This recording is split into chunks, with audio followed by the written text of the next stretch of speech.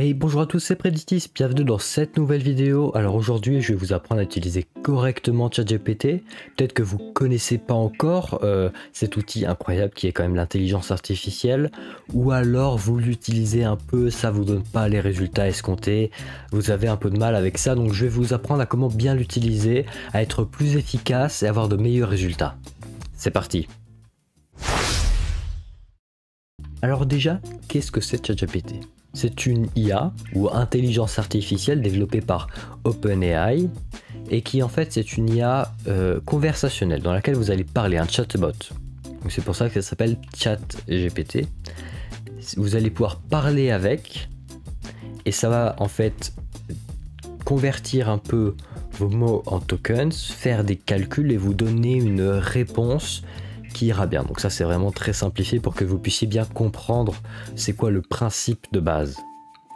Donc ça va analyser vos mots et ensuite pouvoir vous donner une réponse, faire des calculs et donner des réponses qui vont peut-être vous satisfaire, et en fonction des mots que vous lui donnez, en fonction des consignes, des instructions qu'on appelle prompt en anglais, ça va donner une réponse qui sera différente.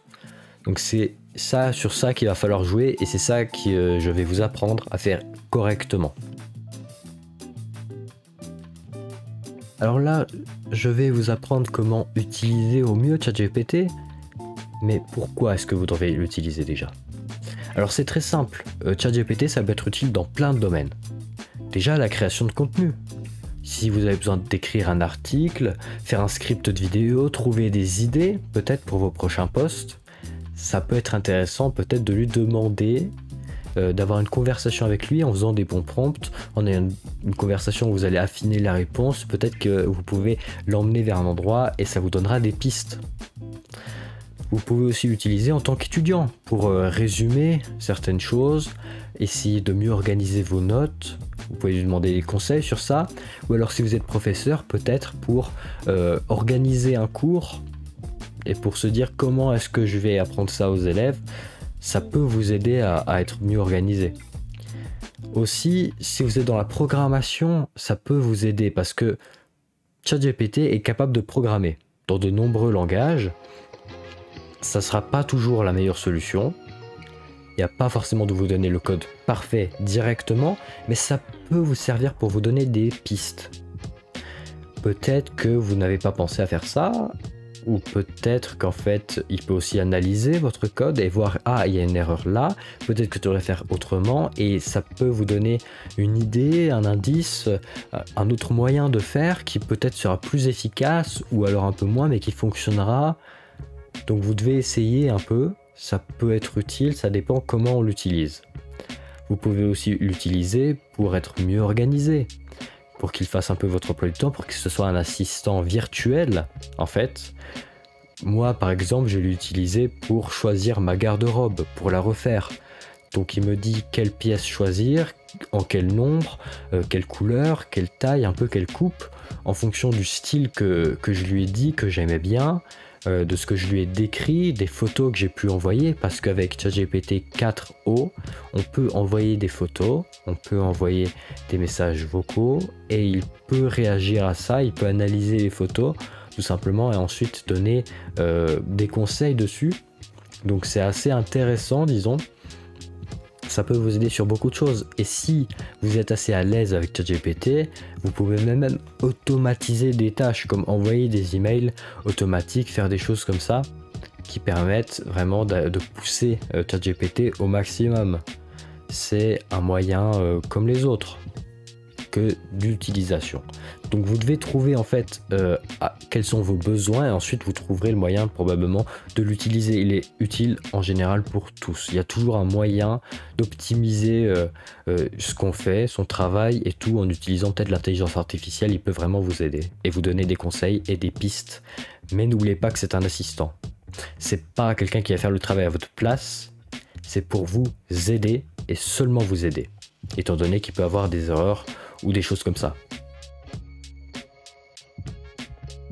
Bon, alors maintenant je vais vous montrer comment accéder à ChatGPT. Il suffit d'aller sur Google, taper ChatGPT, et c'est le premier lien normalement avec OpenAI. Du coup vous cliquez dessus, Ça peut être en anglais ou en français, je ne sais pas. Vous appuyez sur Start Now, ou alors peut-être démarrer maintenant. Et ensuite, vous allez arriver sur le site de ChatGPT. Et dessus, vous pouvez appuyer soit sur s'inscrire si vous n'avez pas encore de compte, soit sur se connecter. Alors, si on veut s'inscrire, il y a plusieurs moyens. Soit avec une adresse mail, soit avec un compte Google, avec un compte Microsoft ou avec un compte Apple. Donc moi j'ai déjà un compte, donc je vais déjà me connecter tout simplement avec Google. Et voilà, c'est connecté. Donc ChatGPT, je vais vous expliquer le fonctionnement un peu de base de ChatGPT. C'est vous lui donnez une instruction et ensuite il va répondre et donner des informations. Donc par exemple si je lui demande écris un résumé sur Gentlemates, qui est une équipe de jeux vidéo créée par le youtubeur Squeezie, Gotaga et Brooks. Donc ce sont 3 joueurs de jeux vidéo qui ont créé leur propre équipe. Si on lui demande d'écrire justement ce petit résumé, il va dire que Gentlemates est une série de romances contemporaines écrites par l'auteure française Morgane Moncomble. Donc c'est totalement faux. C'est totalement faux. ChatGPT en fait essaye de vous donner une réponse, mais il s'assure pas forcément que la réponse soit correcte.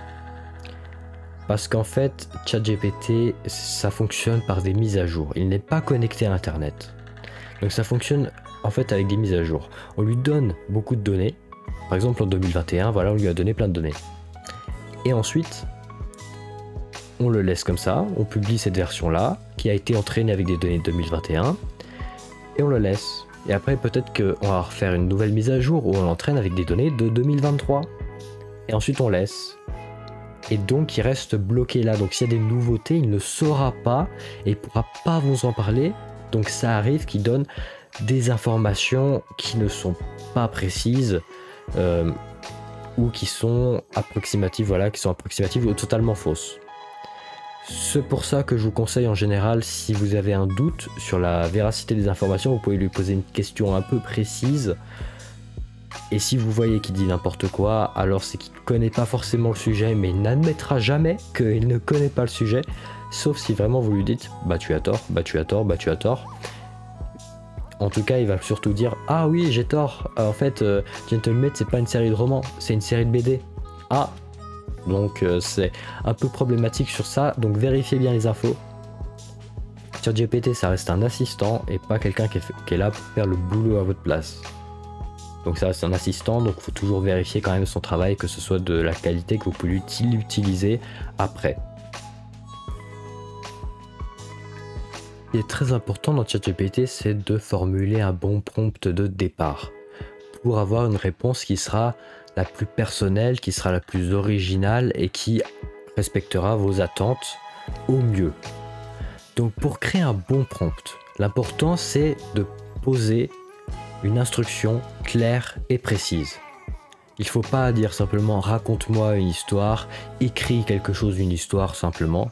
Il faut dire écris une histoire d'un chat et d'un poisson qui deviennent amis.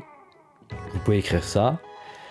Et il faut aussi essayer d'aller lui donner du contexte peut-être, lui donner du contexte, des exemples pour améliorer et le mieux lui faire comprendre ce qu'il doit faire. Mettez-le aussi un peu dans un contexte. Dites-lui, eh bien, tu es un rédacteur de journal et tu dois écrire un article sur l'augmentation de la popularité de Minecraft au cours des dernières années. Tu peux écrire un article, ou alors ça peut être peut-être un auteur, ou alors c'est un étudiant en seconde qui doit faire votre travail de français. Ça dépend. Donc il faut vraiment lui donner un contexte pour qu'il puisse au mieux se mettre dans cette position et au mieux vous aider en lui donnant des instructions précises, claires et qui est de l'information. Il faut vraiment pas que ce soit très vague si on veut vraiment avoir quelque chose qui va correspondre au style que l'on souhaite. Alors, je viens de vous dire comment écrire un bon prompt, des bonnes instructions. Donc maintenant, je vais vous montrer un peu des exemples sur comment encore plus aller plus loin encore. Donc par exemple, là, je vais lui demander d'écrire un article pour un journal sur Minecraft et son évolution depuis le début jusqu'à ces années, la popularité de Minecraft, disons. Donc je commence par lui dire bonjour, parce que on sait jamais, s'il y apprend le contrôle du monde un jour, je préfère être poli pour l'instant. Donc bonjour, tu es un rédacteur de journal sur le jeu vidéo,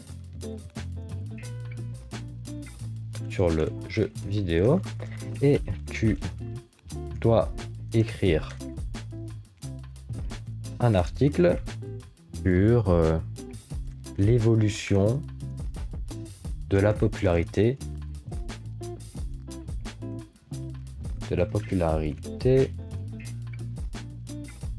de Minecraft. Donc voilà, là j'ai fait un prompt qui est assez bien parce que je suis assez précis, clair, et je lui donne un contexte, je lui dis qu'il est rédacteur de journal sur le jeu vidéo. Donc il va avoir ce point de vue là pour me faire un assez bon article. Donc là je lui ai fait et il commence à m'écrire un article qui m'a l'air assez long. Donc il commence l'évolution de la popularité de Minecraft, un phénomène culturel interminable. Et là il me dit en fait depuis son lancement officiel en novembre 2011, Minecraft a pu s'imposer comme l'un des jeux vidéo les plus influents de tous les temps. Sauf que si on cherche année Minecraft, et bah c'est le 2009. Donc là déjà on peut voir qu'il y a une erreur. Donc il faut toujours vérifier parce que il peut y avoir des erreurs à chaque fois dans le texte. Mais là on voit que ça me fait quelque chose de très long. Un article très long. Moi j'ai envie de faire quelque chose de quelques lignes. Parce que c'est un petit truc que j'aurais pas beaucoup de place dans mon journal. Je vais faire un truc de quelques lignes. Donc je vais lui demander de résumer cet article. Ok, alors il a fini. C'est beaucoup trop long pour moi. Je veux qu'il fasse un résumé. Fais-moi un résumé de cet article. Donc là je lui demande. Il commence à écrire. Il met toujours que c'est lancement officiel en 2011. Et là, en quelques lignes, il a pu faire quelque chose qui est plus court. Donc si je vais lire, alors Minecraft est devenu un phénomène mondial depuis son lancement officiel en 2011. En révolutionnant le genre des jeux sandbox, son succès initial a été amplifié par les réseaux sociaux et les créateurs de contenu sur YouTube, qui ont popularisé le jeu auprès d'un large public. En 2014, Microsoft a racheté Mojang, permettant au jeu de se développer encore davantage grâce à des mises à jour régulières, une accessibilité accrue et une intégration dans l'éducation. Après une baisse d'intérêt, Minecraft a connu une résurgence depuis le 2018, notamment grâce à des nouveaux créateurs de contenu. Aujourd'hui, avec plus de 300 millions de copies vendues, il reste l'un des jeux les plus influents et populaires de l'histoire, célébré pour sa créativité sans limite et sa communauté active. Et là, moi, mon journal en fait sur les jeux vidéo, c'est plutôt dédié aux adolescents et aux enfants. Donc je vais lui demander d'écrire ça plutôt ajuste de texte pour un journal de jeux vidéo destiné aux adolescents et aux enfants.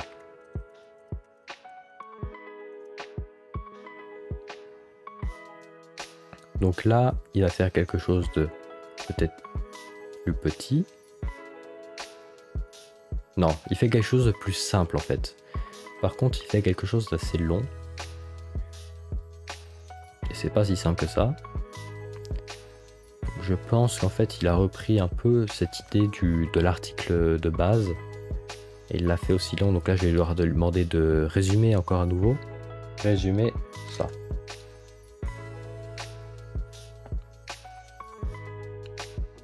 Ok, donc là il résume ce texte que j'ai pu ajuster au fur et à mesure parce qu'on a une conversation.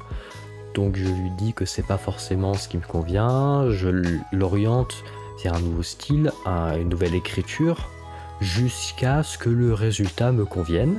Après, je peux le prendre, le modifier encore et essayer de faire quelque chose de mieux en mieux jusqu'à ce que ça me convienne totalement. Donc là, il a fait un truc assez court. Minecraft est un jeu vidéo incroyablement populaire depuis sa sortie en 2011. Ce jeu de construction d'exploration a conquis des millions de joueurs grâce à sa liberté de création et ses multiples possibilités. Boosté par les vidéos youtubeurs et les serveurs multijoueurs, Minecraft reste incontournable, même après son rachat par Microsoft en 2014. Avec des mises à jour régulières et une communauté active, le jeu continue de passionner les joueurs, avec plus de 300 millions de copies vendues à ce jour. Minecraft prouve que la créativité ne connaît pas de fin. Donc là, ça reste quand même quelque chose peut-être assez simple, voilà, qui pourrait convenir probablement à des enfants, des adolescents, plutôt même des adolescents. Donc là, au fil et à mesure, j'ai pu créer un article qui convenait tout simplement mieux à ce que j'ai décidé, en commençant par faire un bon prompt, une bonne instruction de base, et ensuite en l'aiguillant au fur et à mesure de la conversation pour que ça devienne plus quelque chose qui me convienne. Et après, même s'il a des erreurs, je peux aller les corriger tout simplement. Donc ça reste très utile parce qu'il a quand même écrit plein de choses. On voit, il est assez créatif. Il va pas trop se limiter en texte si on lui donne pas trop de limites.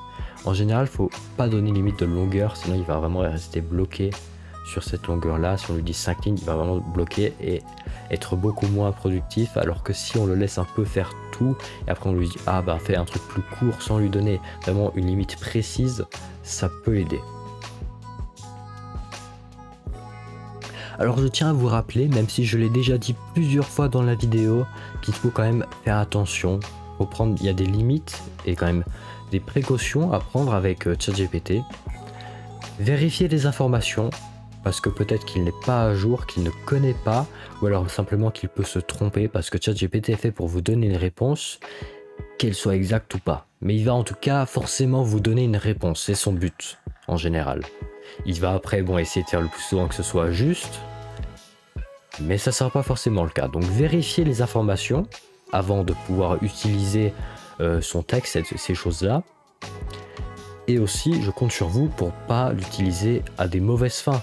On peut, si on l'utilise correctement, tout ira bien. Mais si vous l'utilisez pour tromper ou pour nuire à des personnes, c'est quand même dommage. On a un bel outil, ça serait dommage que vous fassiez des bêtises avec. Il y a tellement de possibilités pour créer des choses bien avec ChatGPT, avec d'autres intelligences artificielles aussi, donc peut-être que je parlerai dans d'autres vidéos. Et essayez de pas tricher pour des examens aussi quand même. Si vous faites des rédactions de français avec ça, peut-être que vous allez être cramé et je vous dis, vous aurez des mauvaises notes. Et c'est pas bien parce qu'après du coup, vous allez peut-être moins travailler et pas avoir les compétences nécessaires pour pouvoir évoluer dans la vie. Donc faites attention à ça. À pas non plus trop l'utiliser, vraiment l'utiliser comme un assistant et pas comme quelqu'un qui va faire votre travail à votre place. Bon, alors c'est fini. Je vais vous résumer un peu tout ce que je vous ai appris. Je vous ai appris à faire un bon prompt, à utiliser pour être peut-être plus productif, tous les cas d'utilisation que vous pouvez avoir, essayer d'aller les aiguiller, faire attention aux erreurs qu'il peut y avoir dans le texte, d'accord ? Faites toujours bien attention à ça, à pas l'utiliser de manière mauvaise pour tricher ou pour faire le travail à votre place. Ça doit bien rester un assistant, d'accord ? Je vous encourage grandement de l'essayer. Si vous l'avez jamais fait, créer un compte, c'est très rapide. Vous pouvez essayer de jouer un peu avec au début pour essayer de comprendre et après essayer de faire des tâches, peut-être utiliser un peu pour travailler, pour devenir plus productif sans devenir dépendant. Si vous avez aimé la vidéo, pensez bien à commenter peut-être si vous avez des astuces utiles pour l'utiliser, si vous avez des questions aussi, donc pensez bien à faire le clac, commentez, likez, abonnez-vous et activez la cloche de notification pour ne rater aucune des prochaines vidéos ni les prochains streams. J'espère que la vidéo vous a plu, en tout cas, et sur ce, bye bye.